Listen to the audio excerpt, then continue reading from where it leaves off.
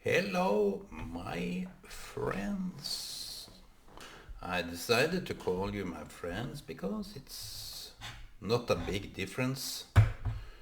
Everybody should be my friends, even if they don't call it that. It can be that, friendly. Today I've been a busy day, and I told you in the early morning time, more or less hang over by this lack of sleep and too much stress. So I wanted to go into details about this trip. First, I collected my friend, and he was kind of happy. So I went to this naprapat. That was okay.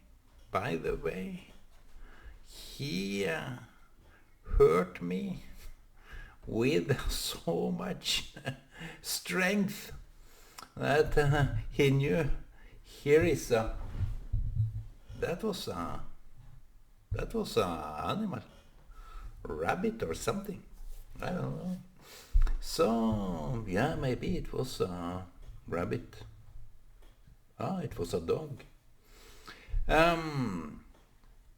So he said that this had been a frozen shoulder because it doesn't, when you lift it up, the whole thing, so it is just closed. The muscle joints is closed. So he did it, and I'm going to visit him again and again. And he is very open-minded, as a doctor should be, so that was okay. And I helped my friend with ordering a computer. So now everybody is happy, even me. So today, what happened today? What did I talk about today? It was kind of funny the other day, on Sunday, yesterday. I wanted to tell you about it because I have a friend called, I don't want to mention his name, maybe he is secretly in love with this tube of mine, the false prophet, and he is not even close to be a prophet yet. I think he is kind of an artist. So he told us on Facebook that, now you know, Mr. Activist, I honor you anyway. Yet you hate Israel, I don't care about that. Yet you are in love with this vaccine, I don't care about that. But I care very much what happened today or yesterday when he was in this. It's called a program broadcasted the whole Norway. Hear it. So I don't want to make a laugh of him, but it's kind of funny because this guy, we can call him Tommy. It's not Tommy, my friends. It's something else, but his name I call him maybe Abraham. Yeah, he hates Israel. He hates all about Israel and the Palestinian. We have to fight for the Palestinian. So, not that is funny, kind of, but I'm kind of tasteless regarding jokes. I make jokes of Palestine because it's a hopeless dream. If you're Palestinian, listen to me and listen well. I don't mean you any harm. It's I wish you to win all the battle, but you can't. I don't wish you anyway, because Israel is there to stay, and you see, according to the Bible, if Israel keeps the commandments, and they are very strong at it, so even if it's only one Jew, Israel will be blessed. That's how I got it anyway. So if there is only one righteous in Israel, it's important that there are at least some righteous people that keep God's commandments, God's to keep the path. It's very important. So my Palestinian friends, if you go against that, you will have because you are served. Every Gentile on this earth is serving the Jews. Me, by the way, I'm not serving the Jews in that way, but it depends, because all the Palestinian, Arab, Muslim, Christians, and everybody else but the Jews, they are a tool for God to remind Israel, why did you forget me? Why did you leave the first love? We had a connection. Why did you leave me like that? Why? Israel is a betrayal lady. Israel is going off because they are so winded up in their head, and to understand all the commandments, it takes a toll on their strength. So God released them out of the country, but he will never forget them. So he will forever bless them by the Gentiles' hand. So let's forget about that. I get into details here. I get into this kind of stuff. I don't know why I'm even doing this video. Can you understand? No, nobody understands. I'm just doing it. I'm returning to Tommy, or Abraham now, and this Abraham, he is so against Israel. He is so against Israel. Don't confuse Abraham with Abraham. Abraham, it's Abraham. Before he was named Abraham. Abraham, not Abraham Lincoln, but Abraham, the father of Isaac, the father of Ishmael, the husband of Sarai. So all this is okay. So it's not those, but I will call him Abraham because he was tested. Abraham was tested, and this program on radio, it's Pop Quiz. That was the name of that program, Pop Quiz, and God even sent a quiz to Abraham. Are you willing to follow me? If so, you have to cut off all the foreskin on their genitals. Because I promise you, this foreskin is not a condemnation or something bad. It's just a confirmation. I bear the sign that God promised me. So the Muslims took that. But I'm trying to return to my original story, which is kind of influenced with this Israel tradition and this Israel story about Abraham. So he will be returning all the way. So this guy on Facebook, this Abraham, he announced that he is going to do a pop quiz on radio the day after.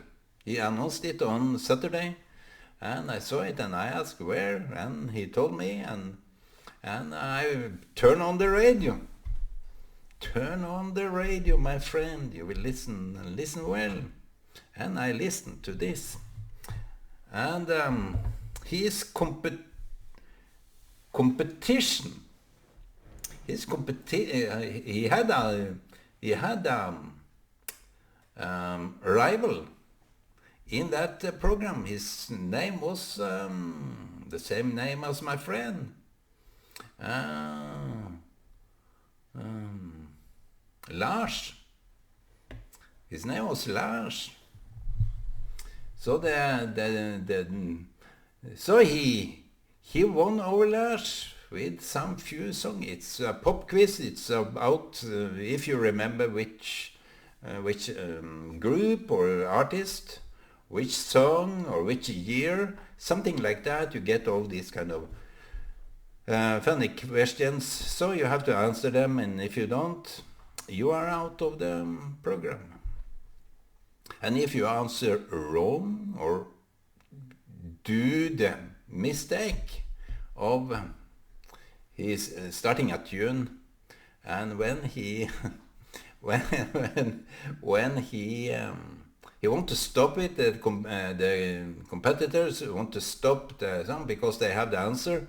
So if they say the answer,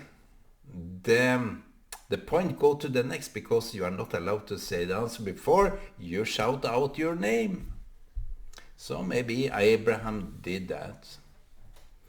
Abraham did that, yes, he did, and he won over Lars. Lars was beaten in that first round, and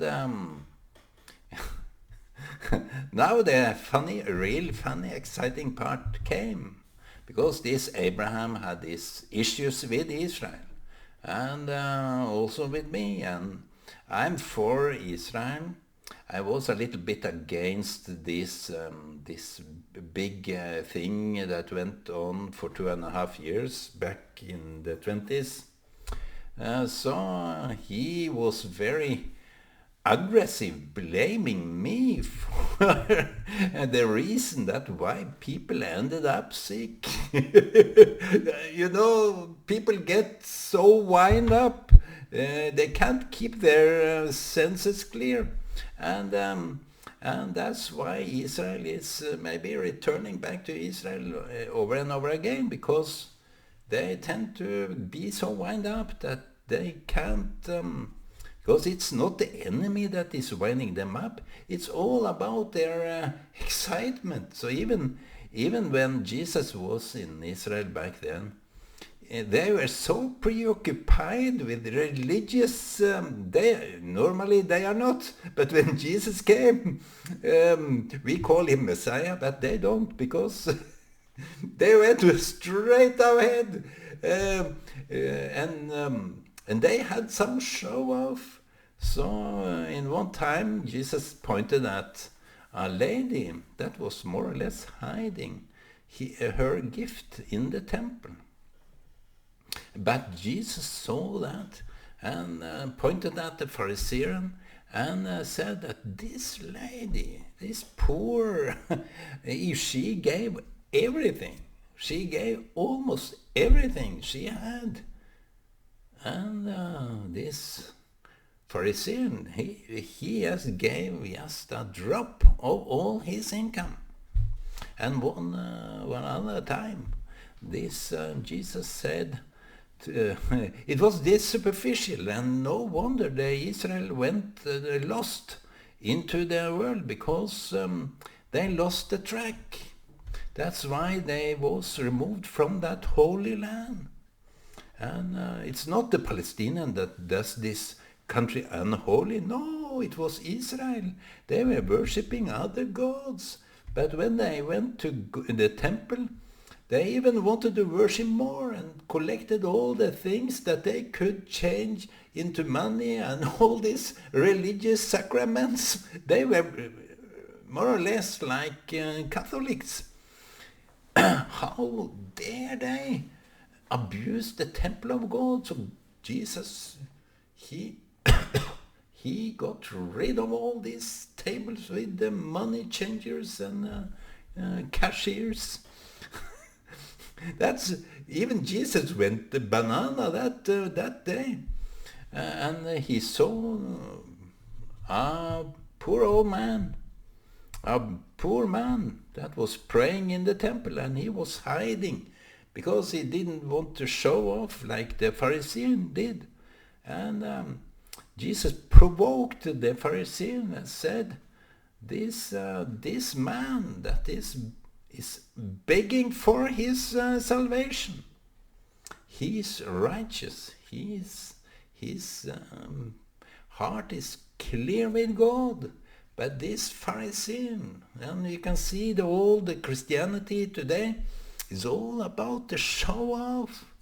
Who want to have that? Even the Christians nowadays, they are going wide up in their head because it's all a show. I heard a man talking about this praising song. I don't want to dispute it, but it's kind of a crazy idea that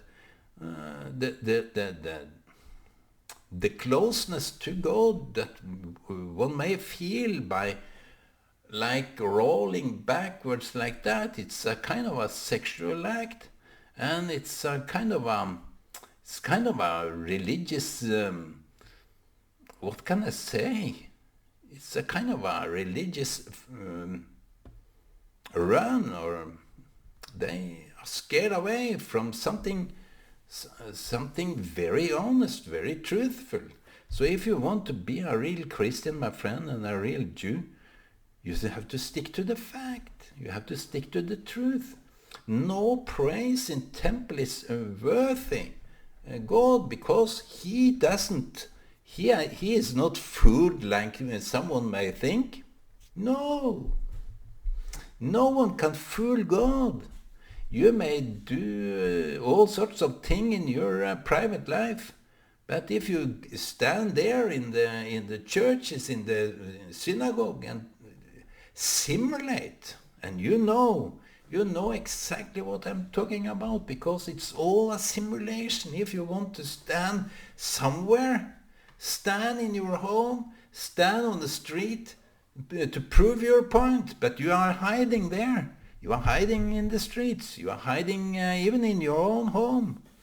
So believe in time. I have this. Believe in time. Time will come and search you up.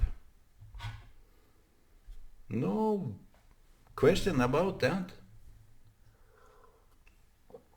You will not be able to hide forever, my friend.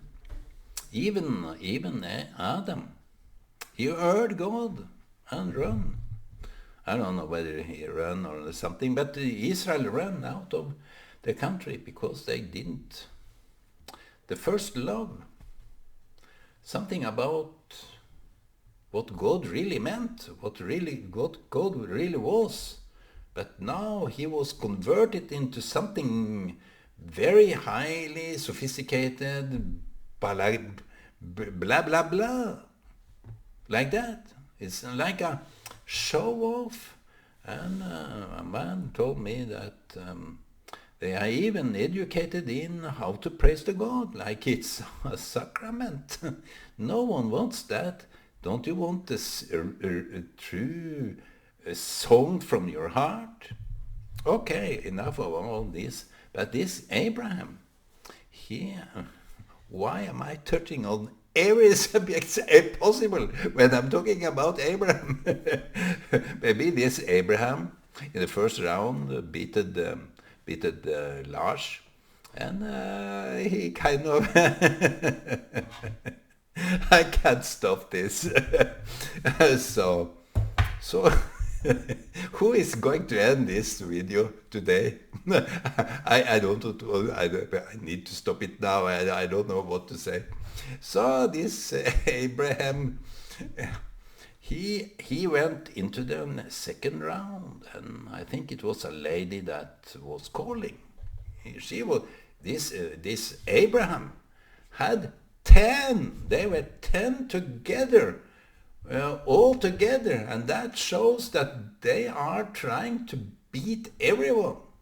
10 was with Abraham, and 10 is kind of a very symbolic number in old times, when they wanted to confirm a synagogue, they needed to have 10 members. That was the point here. 10 members. So Mr. Abraham could start a synagogue. If you listen to me, Mr. Abraham, or who this Abraham ever is, you can start a synagogue. You don't need to love all the Jews in order to start that. You don't need even to love Israel to start a synagogue. You can start it wherever, whenever, with whoever you want. But he didn't do that. He failed because there were two questions. One question was, the first question was, who was making these songs living in a box? That was the question. I remember very, very well. You can search it up, Google it up, living in a box. So he failed on that with a lady that was just accompanying in the car with a sister on the phone. So the situation for this lady was even awkward, and because she needed to have two phones, one with the radio and one with the sister. So the sisters did it. And the second question, here is the punch. The second question, it was only two questions in a row, in one round. It was two questions, and the first I don't remember. It was kind of funny anyway. I don't think Abraham are proud of that, and he is proud of that because it was just a secular question. But this was very special. So I listened to the music while it was playing. It should be played about 1 minute, so they could figure it out who was the artist. And while I was listening to it, I did this Shaham, which can detect who the artist is for whichever song it is sung. So I detected it, and what do you know? This was a song from a lady from Israel. I don't remember the name now, but it was kind of a 1980s song. So I was excited because just before it stopped I could get to the answer myself. So the question went to this Abraham, who sang this song, and he admitted that was rather hard. And he guessed someone wildly, maybe in Arabica or something like that. So when the question came to the ladies, they had a clear answer, even on the living in a box. Lars, Abraham, he failed on this living in a box. The group was living in a box. So that was a kind of a tricky question for even the participants. So the last question, which he failed completely, that was about an artist from Israel. And you see, the first round he was competing with a guy that was the name of my friend, Mr. Steiner. And Mr. Steiner, he called me while this was going on in the radio, and I was listening so badly and hardly, and I had to get this. So, Mr. Steiner, why are you disturbing me now? I didn't answer, but I called him back, and I told him about the story, and I told him that Mr. Abraham competed with someone called Steinar. That was his name. By the way, I forgot. I said Lars, but it was Steinar. Sorry for that. I blew that. But it's kind of funny because he failed where he should have proven that he knew everything about Israel. But this, he failed on, completely on. So people, when you are talking about Israel, get the facts right. When you talk about Israel, don't don't mix up the pictures, because the Palestinians are doing all the killing. Yet Israel is blamed for that. Even you leftists, you accept even slaughtering civilians. How dare you? So why? Story, because it was very funny. I thought it was kind of funny that Mr. Abraham himself, he lost the path. He may have come so far, but he lost it. So, but even though, my friends, God gave the promises to Abraham, that was the guy that got the promises. Isaac and Jacob, those three guys was promised. And it's written also that in a will you need some witnesses. And those were the witnesses to that promise. So the promise was that if you keep my commandment, if you keep the path straight, you will get to the promised land. You can't cheat your way out of this. They tried to cheat and went on for 40 years in the desert, which may take just a week to pass through. Even for a big crowd like the Israel from Egypt. God made the road very long.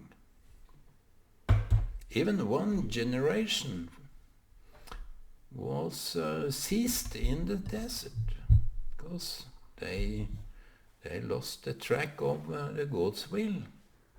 But nobody knows that their development as a nation came out of this trip from Egypt to Israel, to Canaan, the land of Canaan. So what more is there to say than we learn our tracks? Pay attention to your tracks. So today I did my tracking, I did my exploring, and it was good. When God made light, he saw it was good. Did he say that regarding the those human he made, that it was good? Maybe it was all bad because he removed them from the Garden of Eden. Maybe he regretted very many things there, but it was made to be. It was as it should be. So I lost my track here, but I will be back, and you will be sitting there like every time, the same procedure every time, James, and that's how it goes. So my service here is, I think I needed to do this also because it's kind of a language exercise. Even it's not for you, it's for me. I'm doing all the talking here. You are not I don't let you get in. But next time, if you be so good, you can comment, you can write something. I should know about this. So, believe in time, my friends. Believe in time. Keep track of the blessings. Do good. do good to your everybody. Pray for them and bless them.